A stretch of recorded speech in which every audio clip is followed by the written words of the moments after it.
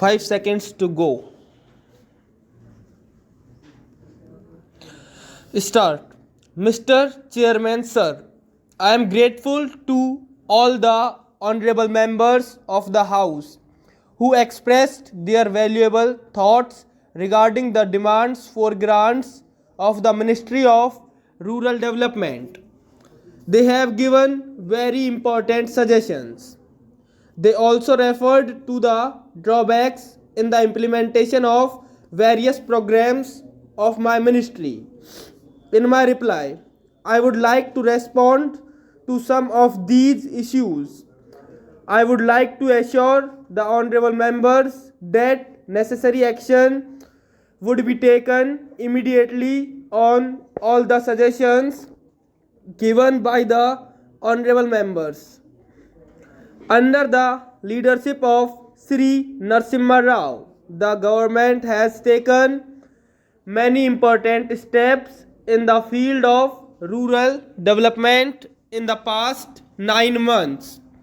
The government is committed to removing poverty and accelerating rural development.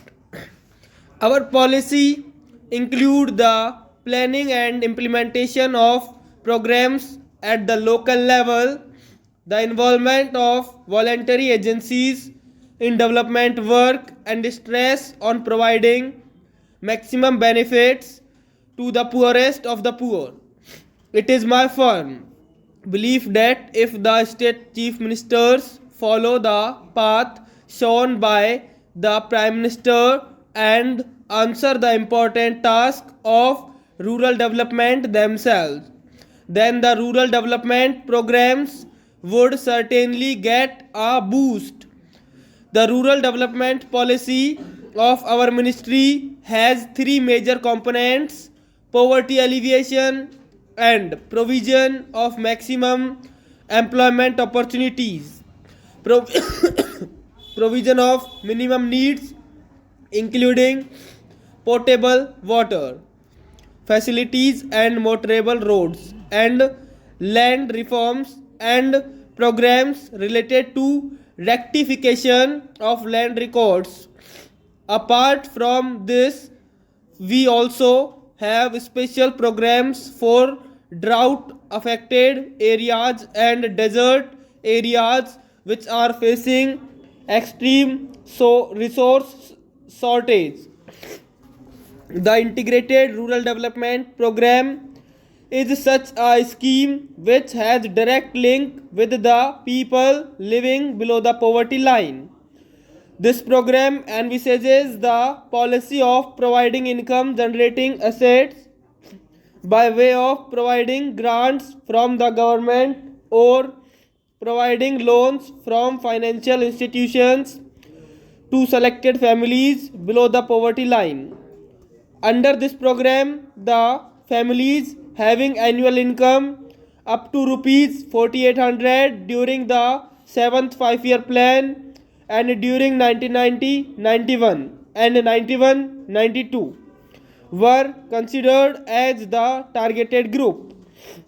The objective of this program was to ensure that the families provided with income generating assets would get opportunities of self employment which will boost the income of these families and help them cross the poverty line. Now, a decision has been taken to redefine the poverty line. In the 8th 5-year plan, the poverty line in the rural sector would be fixed at an annual income level of rupees 11,000 for a family. The targeted group would be the families having an annual income up to rupees 8500.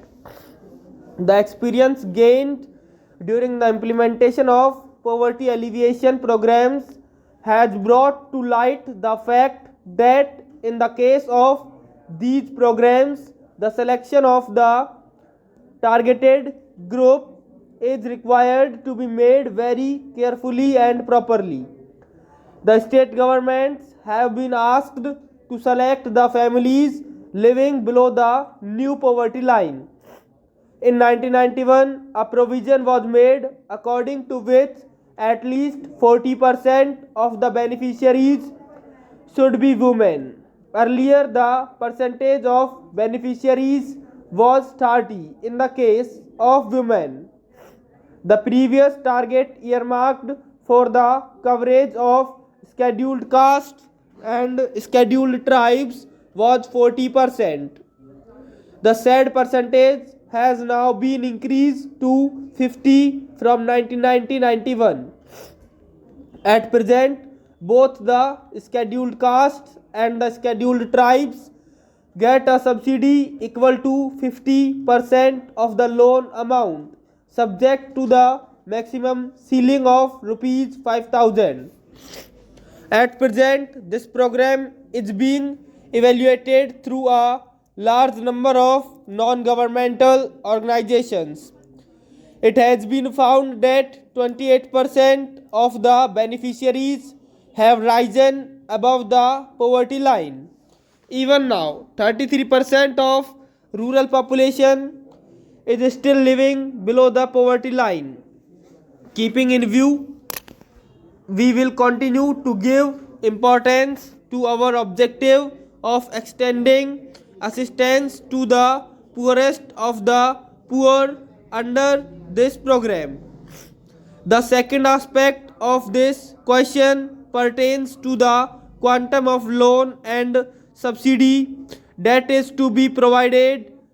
The subsidy amount of rupees 4,000 and rupees 5,000 was fixed about 10 years back. Keeping in view the limitation of the budget, our government will consider the question of raising this amount.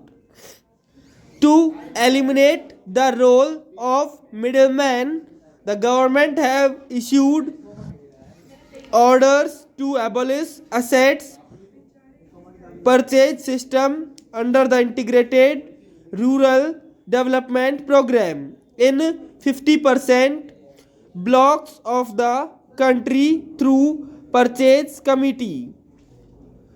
Favorable reports have been received regarding the new system.